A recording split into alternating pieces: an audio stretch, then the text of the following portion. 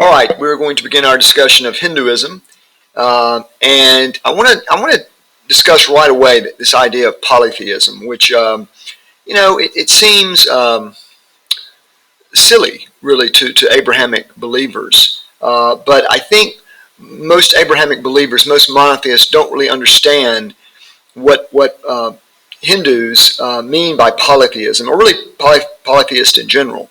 It means that yes, there's one God, and He is transcendent. In fact, He's so transcendent, He's unapproachable.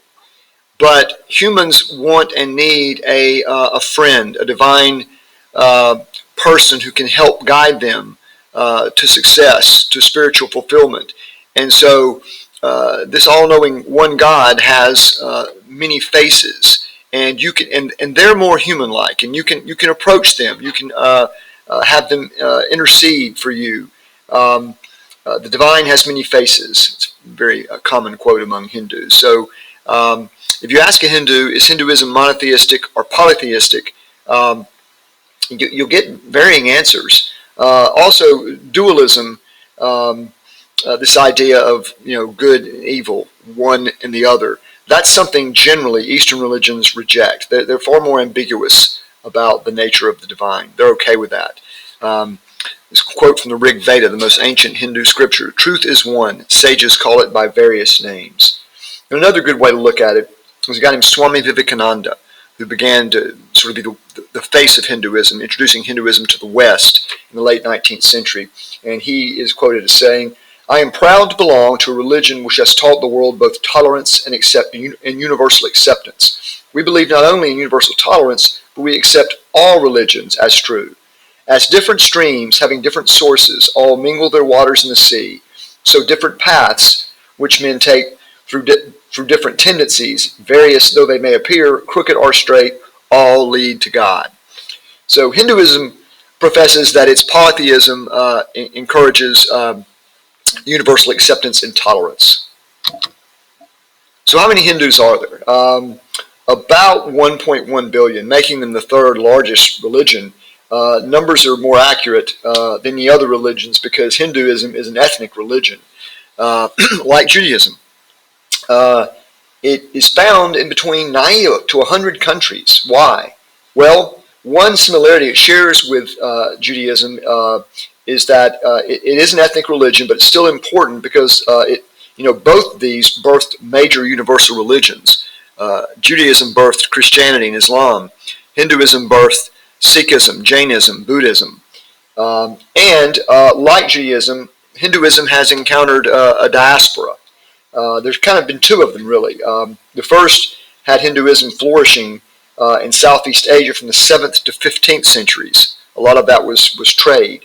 And then the second one we're seeing right now in the last 40 years in North America, we've seen a huge influx of Hindus.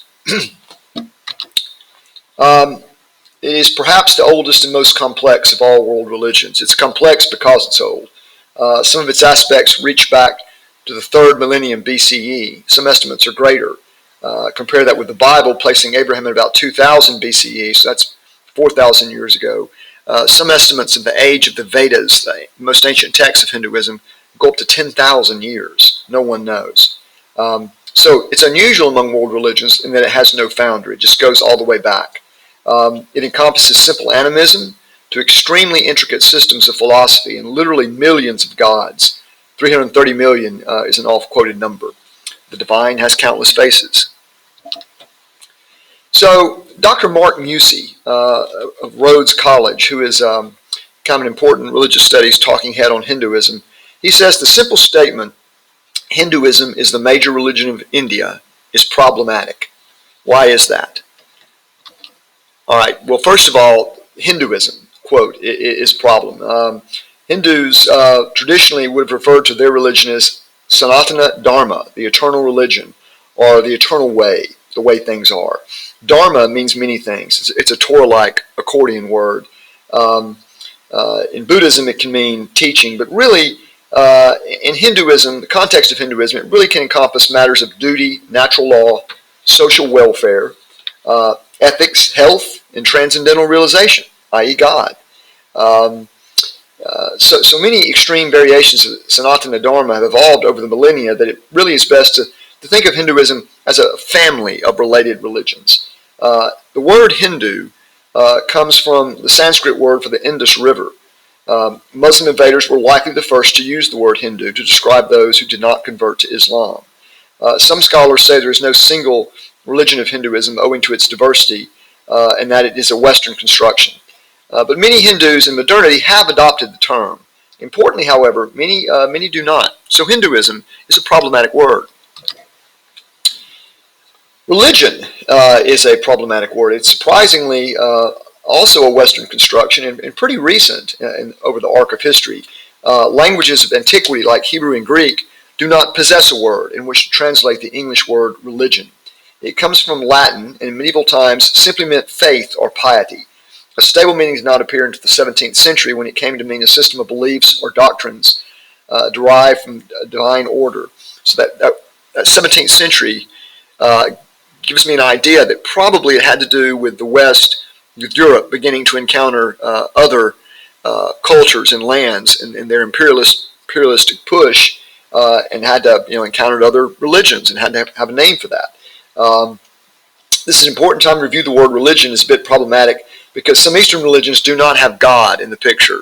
And so if I asked you to define religion, you'd say, system of worshiping a deity. But a lot of Eastern religions don't really have deities. Lastly, even India is a problematic word. Dr. Muse says that it was an idea in the Western mind long before it was an idea in the Indian mind. The original Sanskrit name for the Indian subcontinent is Bharata. But of course, that's never been unified. What makes the word India problematic is it implies greater cohesiveness and unity than actually exists. It is very diverse socially, religiously, linguistically, economically, and geographically. It's more diverse than Europe. What Indians most have in common is their diversity. The pithy U.S. ambassador John Kenneth Galbraith once called it a, quote, functioning anarchy. It has over 1.1 billion people, 3 major races, many ethnicities, 16 major languages, not all from the same family, 50 total languages, hundreds of dialects, and curiously, English is the lingua franca because of so many years of British domination. They can all agree on English. So what are the religions of India? I said it's one of the most pluralistic places on earth. Well, number one, of course, is Hinduism. Number 2, you could probably guess, Islam, with 13.4%, mostly, but not exclusively, in the north. The Muslims invaded from the north. Next, Christianity, 2.3%. Remember, that's 2.3% of 1.1 billion people. And Christianity is ancient in India. The tradition says that the Apostle Thomas came to Kerala in southeast India on the coast.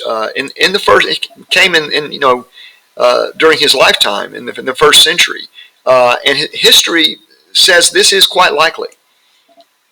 Sikhism, 1.9%, mostly in the Punjab. That's where sort of Hinduism and Islam meet. And Sikhism is an attempt to reconcile these two faiths, really. Buddhism, not many Buddhists in India, though it was founded there. We'll talk about that another time. Jainism, a religion that emphasizes mostly non-violence, and it emerged about the same time as Buddhism. And Jews and Parsis, a few 100,000 of each, both very ancient communities. Parsis are the descendant of Zoroastrians. After Iran became Muslim, Parsis mostly migrated to the Indian subcontinent, and they tend to be affluent, and so a lot of them now live throughout North America.